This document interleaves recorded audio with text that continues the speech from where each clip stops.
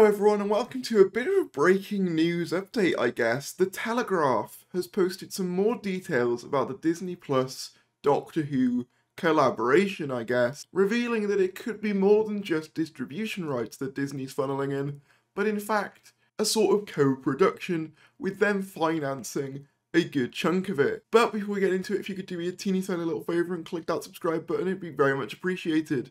We're trying to get to 20,000 subscribers by the end of the year, so any support would be greatly appreciated. I also have a Twitter if you'd like to follow me on that, but of course you don't have to, and a PO box if you'd like to send me anything. But with that said, let's get into the article. So as I said, this article's from the Telegraph, and I had to pay £1 for the privilege of viewing it, so the things I do for you, eh? I kid, of course. But Doctor Who to get American makeover as Disney takes on British classic. Entertainment conglomerates might well give show vast budgets beyond the BBC's means.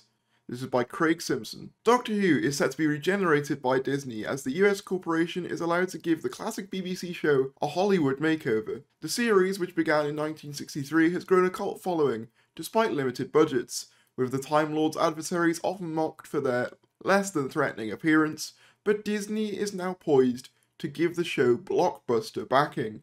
The American corporation will have a say in creative decisions for Doctor Who under the terms of a co-production deal made with the BBC over its long-running sci-fi series. Showrunner Russell T Davies will retain overall creative vision for the programme, but it is understood the corporation might of Disney will give the show vast budgets beyond the BBC's means, allowing for more cinematic production values and more stars. And then they basically just reiterate the quotes from the BBC article on the matter. It is understood that Disney will have creative input in the series and will also handle all distribution outside the UK, something we already know, worldwide on Disney+. The expected budgets involved future series are commercially sensitive and have not been revealed. The BBC will retain ultimate editorial control of future series, the Telegraph understands, so the tone and content of the show may not deviate dramatically from the canon of Doctor Who. The public service broadcaster also retains the intellectual property rights to Doctor Who, so Disney will be unable to produce spin-offs of other material based on the concept. And then yes, again, they just reiterate some of the other quotes from the BBC article. The effect of the new partnership will be seen in 2023, when new episodes of Doctor Who begin airing on BBC iPlayer in the UK, and on Disney Plus around the world. So yeah, this is a pretty interesting thing. It's not just distribution rights, it's also a form of co-production deal where they will be putting a chunk of money forward. And I've seen some people doubting that that's the case, given that you'd think that they'd have put that in the official press release. However, the Telegraph were one of the first people to report about the Bad Wolf co-production with the BBC. And additionally, there's a couple of reasons why I think this could well be true. Number one, look at these posts from the Disney Plus official account. Alon Z, a big welcome to Ncuti Gatwa, the newest Doctor Who coming to Disney Plus in 2023.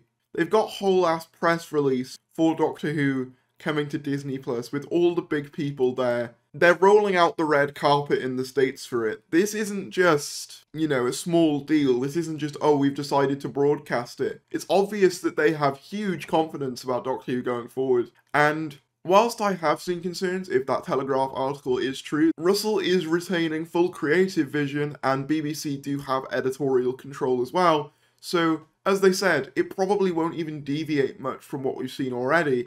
It's just that Disney is confident enough to give it financial backing, which, to be honest, is hugely reassuring as a Doctor Who fan, you know. And the other reason I think this is probably true is because look at the stars that the 60th anniversary has already got on board. I'm mainly talking about the likes of Neil Patrick Harris. He, whilst not the biggest star in the world, he is a pretty big name, particularly with American audiences.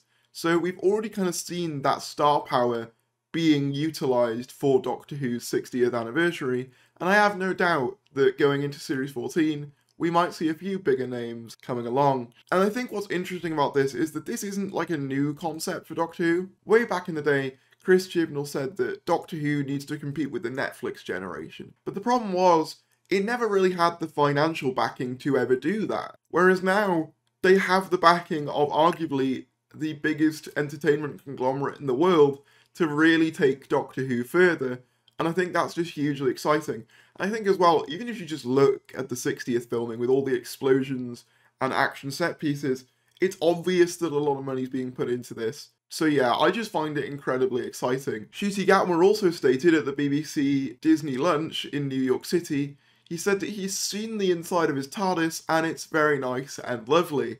So yeah, this confirms that Ncuti Gatwa has indeed seen the inside of his TARDIS and that his TARDIS has been assembled. This kind of makes sense because we've kind of, from what we've heard, his series begins filming in November. It will be very interesting to see how much the set of the Tennant TARDIS, whether they use a different TARDIS for Tennant and Gatwa, whether it is just one of the same set. I hope that they do have slight variations, but it's very cool to think that there's a new TARDIS console out there, and I have no doubt if they're filming in November, we might hear something about it in the future, which is very exciting. And if Disney are indeed putting up a bit more money, we could have one of the most expansive TARDISes to date. The biggest TARDIS to date and the most expensive TARDIS to date, I believe, is the TV movie one, which ironically enough also came from the BBC Fox collaboration. So we could be having one of the nicest looking TARDISes we've had in ages, so that's really exciting. And then finally, Rachel Talalay has teased a big shot for either the 60th anniversary or Series 14, I'm not sure which, but she said, Rachel Talalay, spoiler, my absolute favourite Doctor Who shot I ever created, Game of Thrones style scope. I dare you not to weep from the beauty and emotional power. So yeah, you can see this wall here, and you can see this guy telegraphing it on this blue screen. What's going to come out of this wall, I don't know. I'd love it if it's emotional scope. Imagine if a bunch of other Doctors burst through that wall. I know that there's not really much evidence for that. It could even just be something like Beep the Meep, I'm not sure, but if it's her favourite shot she's ever created, I'm very interested to see what that entails. And yeah, that's another thing, you know, Rachel Talalay mentioning Game of Thrones style scope, it really seems like they're emphasising the fact that they have this huge scope going forward, and they have the capacity to make these huge moments and things like that. Just to add another little thing to this video, I saw recently the Radio Times were interviewing Peter Capaldi for his new programme with Stephen Moffat for Amazon Prime, and he was asked about the possibility of returning to Doctor Who, and this was his response. Let's take a listen. We've just seen David Tennant come back to Doctor Who. Is that something that would appeal to you if you were back as the lead, maybe for a select number of episodes? I don't think so. No, I love Doctor Who. I love it in all of its forms, you know. But I've sort of done my time on it, and I like the idea that you leave there, you know, as it is, instead of constantly digging up more of it. You know, but I think the show's wonderful, and I look forward to seeing what happens next. It must be wonderful to know that fans still have that love for your portrayal, that people are keen to have you back. It's lovely. It's very sweet. It's very sweet. It's very nice. But yeah, as you can see, he's not really keen to do a David Tennant anytime soon. However, I do think it's important to note that the thing he was asked is, would you be up for doing the lead again for a few episodes? Not, would you come back for a multi-Doctor story? With that having been said, though, he's even sort of said that he's not a big fan of multi-Doctor stories as well. So with every interview he does, I just don't really buy that he would come back anytime soon. And you know what? That's perfectly understandable and perfectly fair. Not every Doctor does want to come back, and that's fine. Personally, I would love to see Peter Capaldi come back, but at the end of the day, it's up to him, of course. And yeah, it's a shame, but I'm happy for Peter Capaldi. I'm looking forward to that Devil's Hour show that he's doing. But yeah, let me know what you think about anything that we've discussed today. What do you think about a Disney Plus co-production deal? What do you think about Ncuti Gatwa having seen his TARDIS? What would you like to see from his TARDIS?